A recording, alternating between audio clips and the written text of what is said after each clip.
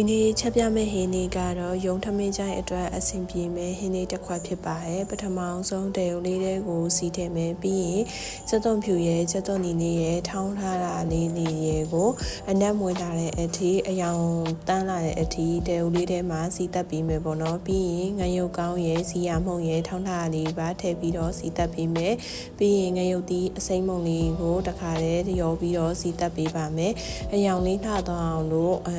တအောင်လေးစီတက်ပေးမယ်ပေါ့နော်ပြီးသွားရင်စီနေတဲ့အတွက်ကြောင့်မလို့ရေလေးနည်းနည်းထည့်မယ်ဒါကငမွေတိုးကိုစားရဲဆန်နွှဲမုံရဲနေထားပါပေါ့နော်ငမွေတိုးစီပြန်ဟင်းလေးချက်မှာပါ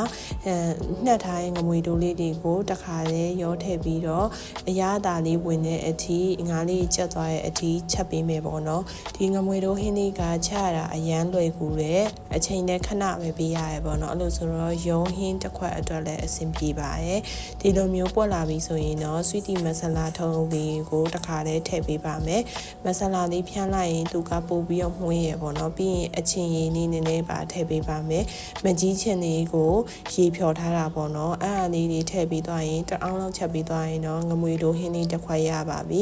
အချင်းရည်ချင်းကန်ဆက်လေးစားခြင်းနဲ့ဆိုရင်တော့အချင်းရည်များများလေးနဲ့အဆက်များများလေးထည့်ပြီးတော့ချက်